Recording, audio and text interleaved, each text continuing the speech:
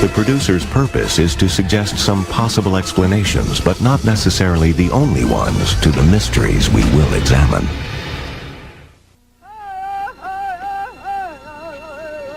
Long ago, on the Midwestern plain, men and women gathered to watch the skies.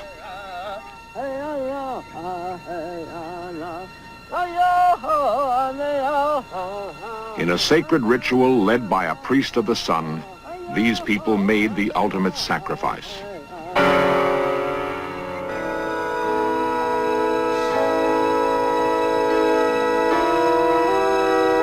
All that is left of these earthen mounds.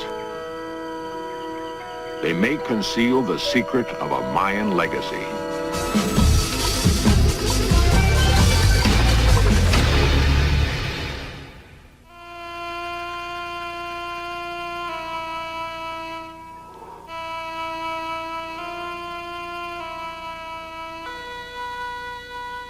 Long before the first explorers came to America, an extraordinary civilization arose in southern Illinois. The people had no metal tools, no written language.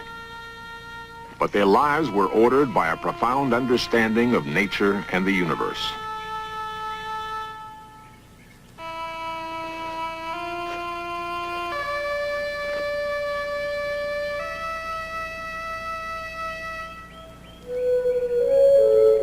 On these mounds once stood the temples of a great metropolis, home to 40,000 men and women. The Indians flourished for 500 years. Then they disappeared. Beneath the mounds, scientists uncovered a fascinating clue to the origins of the lost city of Cahokia. In 1961, Dr. Warren Whittrey of the University of Illinois began an excavation on the outskirts of the mounds. In a series of deep pits, he found remnants of wooden posts. At first, he thought they were part of a giant stockade surrounding the city. As more poles were unearthed, Whittrey became convinced that a grand design lay behind their arrangement. He began to reconstruct the ancient site, sinking new posts in the original holes. What anthropologists knew about the Indians of Cahokia did not prepare him for what would be revealed. The posts seemed to form a giant circle, like a circle of stone erected 3,000 years before at Stonehenge. We believe that the American Woodhenge functioned in somewhat the same way as the famous site in England known as Stonehenge. These sites were used by ancient people to observe sunrise at various times of the year, and the observation of sunrise served as a kind of calendar. Woodhenge was built with a precision that is astonishing even today. It was analyzed on the same computer used for Stonehenge, and the circle at Cahokia proved more accurately aligned to the sun.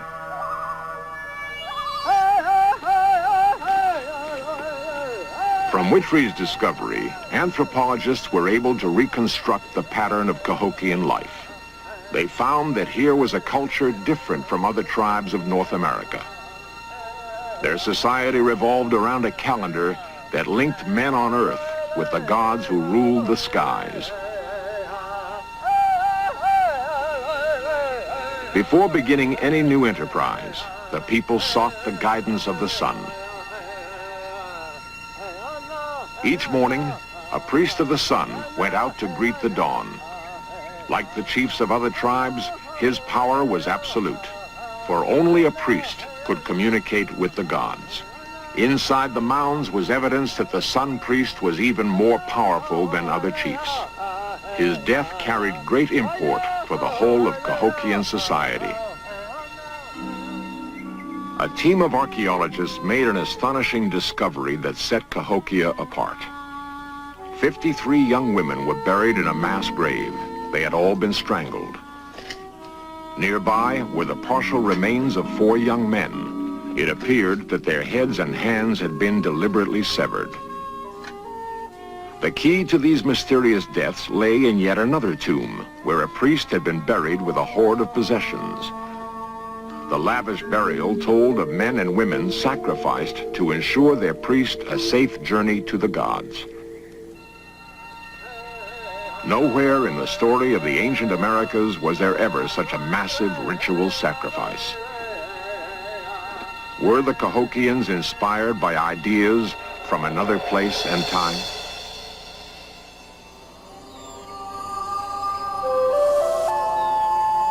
Deep in the Mexican jungle at Teotihuacan, a remarkable culture whose religion required such sacrifices was flourishing by 500 AD. They were the Mayans. Their society was the most advanced on the entire continent. Their cities reveal a surprising knowledge of architecture and engineering. Their tower observatories map the skies as accurately as the telescopes of today. The Mayans developed the earliest written language and a system of mathematics and geometry that had no equal. While it is difficult to imagine a relationship between their culture and the early Indians of America, thousands of miles to the north, beneath the mounds, there may lie the connection between Cahokia and the ancient cities of Mexico. Dr. Witry explains. We have identified a tentative Cahokia yard, a unit of measurement that was used over and over again in even multiples. The Cahokia yard is nearly identical to the standard measurement used by the Mayans throughout their empire.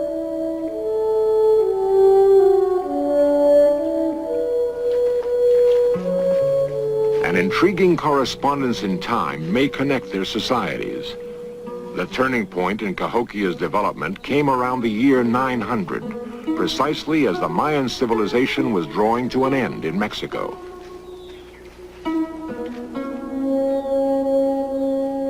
The Mayans have vanished. No one knows where they fled when their cities began to die.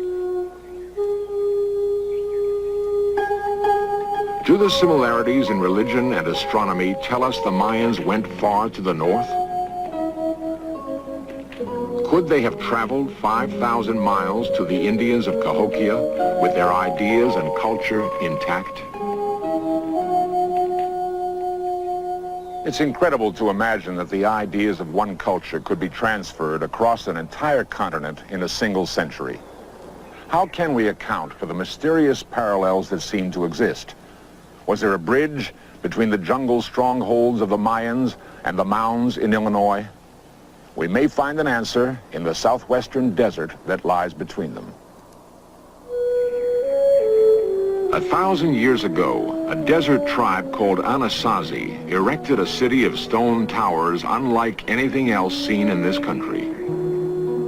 The secret of these strange towers in Utah has eluded scientists for many centuries. If they were storehouses, why do they have windows? If they were watchtowers, why are the windows so small? Recently, an astronomer from the Smithsonian Institution has advanced a new theory. Dr. Ray Williamson thinks they were built to observe the heavens. What's particularly exciting about this room is that there are 3 sun alignments in it. Now, we consider this combination of 3 alignments to be an excellent calendar room. It's an excellent place, even today, where we could, if we stayed here long enough throughout the year, actually put marks on the walls to tell us what day it is, and to very accurately determine the summer solstice, the winter solstice, and the equinox. Several of the towers have strategic windows that line up with the rising moon. It would have taken many generations of careful study to make them so accurate. Dr. Williamson believes the alignments would provide the basis for predicting eclipses, a complex procedure understood by only a few cultures. We have indications here that they were going in the direction of developing a calendar as complicated as a Mayan calendar. That's a guess, that's a hypothesis. It's one that we're working on right now. These towers have been mysteries for years. Some people have suggested that these towers are reminiscent of the Mayan towers. I'm not sure. Mayan observatories took a circular form, an expression in stone of the wind and the cosmos. Did they inspire the tower observatories of the Southwest?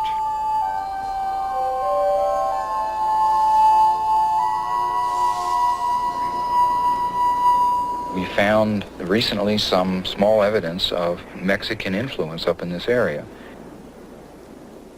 And perhaps that's associated with the towers that are here, I don't know. I think they're still mysteries.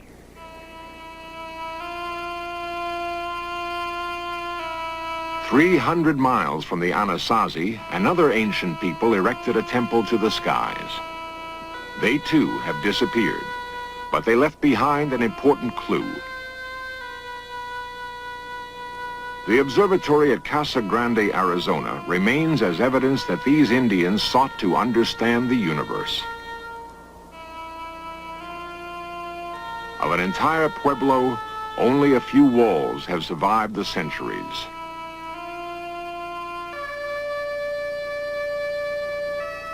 Despite the protection of its sheltering roof, the observatory may not last for another 50 years. The Hohokam Indians. Robert Hicks of the University of Arizona has been investigating Casa Grande. The alignments are very similar to Mayan astronomical alignments at the Caracol Observatory in Mexico. We find the same alignments here as we do in the Caracol, and we feel that there was an influence from Central America. We feel that a representative of this Mayan elite, somebody with a specialized knowledge about astronomy and also site planning, may have come up to direct the construction of this building. Most anthropologists do not accept this theory. But recently, scientists have uncovered new evidence that may redefine the extent of the Mayan legacy.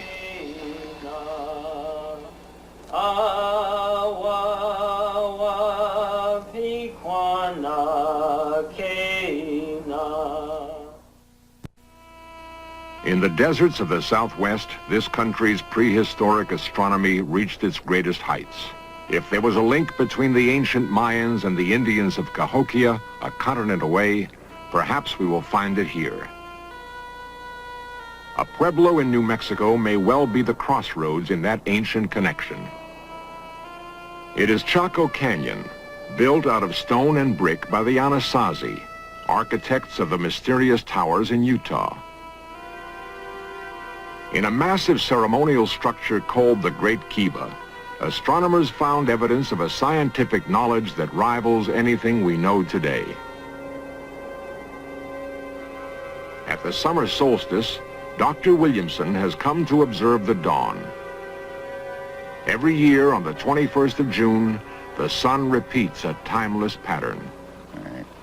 Now that will just about get the sun coming over. There it comes. We're here in Chaco Canyon in a great kiva, Casa Rinconada, to determine the astronomical alignments of this building that we're in. We're here on the solstice because on the solstice the sun comes through this port that you see and falls on that low niche over there.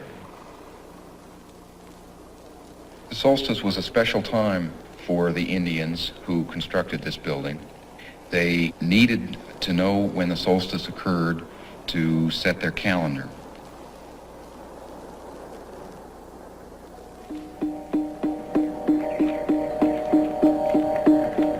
At the winter solstice, a ritual of fire ushered in the new year. In December, the sun seemed to stop in its winter house. The Indians mounted an elaborate display of fire and light to prompt their god, the sun, and set the year in motion. The ceremony of fire can be traced to the ancient cities of Mexico. How did it come to the Anasazi? 1,000 years ago, the dwellings at Chaco were dug into the ground. Then, quite suddenly, an extraordinary change swept the canyon. The Anasazi began to build a city of towering pueblos.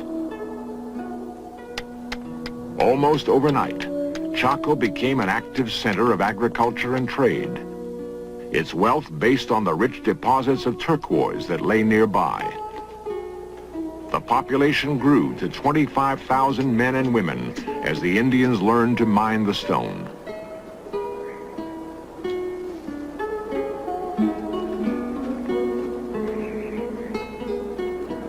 The turquoise attracted merchants from far away. Some believe that Mexican traders came north seeking the sacred stone for the worship of their god Quetzalcoatl. Turquoise is the godstone for Quetzalcoatl. It was also important to some of the other Mexican Dr. Jonathan Raymond of Illinois State University. If Quetzalcoatl is going to be properly served, he's got to have the turquoise that he demands. Mexico had turquoise, but not enough. The Southwest had abundant turquoise, and so the merchants of Quetzalcoatl and the other deity cults came out of North Mexico into the Southwest looking for turquoise. The merchants were men of high status called Pochteka, employed by the courts of Mexico to supply their temples with turquoise. To Chaco, they brought new crops, more productive corn. Was it simple trade or something more? For here were the peoples of two distant cultures speaking different languages. Did they achieve a deeper communication that reached beyond trade? Was information part of the exchange? At the head of the canyon, the Indians constructed an elaborate road system stretching for 300 miles. Was it built to welcome travelers from the south? Did the merchants also receive more than the sacred stone itself?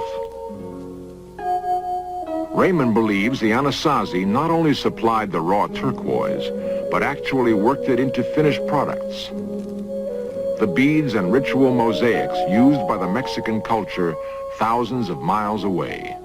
And in time, Chaco and the other areas around it came under the heavy influence of Mexican exploitation, economic exploitation, for the betterment of these religious cults of North Mexico. In an excavation for the National Science Foundation, Raymond unearthed dramatic evidence to support his claim. He discovered two tombs that were like no others seen in this country. Two skeletons were found, laid out on thousands of turquoise beads. 12 men had been beheaded to accompany them in death. To Raymond, the implications were clear. These were the graves of important visitors from another land. They're not your ordinary Pueblo people. These are someone special. I think Pochteka. If the Pochteka did bring new crops to the north, they undoubtedly would have taught the Indians how to grow them, passing along the astronomical knowledge necessary for a seasonal calendar. Knowledge not only of the sun and the moon, but of the stars as well. Using a computer, Dr. Raymond has found evidence to substantiate his theory. What we think the Anasazi watched is based on what we know the historic Pueblos, like the Zuni and the Hopi, watched. We have good historic records for this. We know that they watched Orion. We know that they watched the Pleiades. We know that they watched the Gemini twins. If you take the stars that are used in the Southwest and the stars that are used in Mexico, we find that they are using many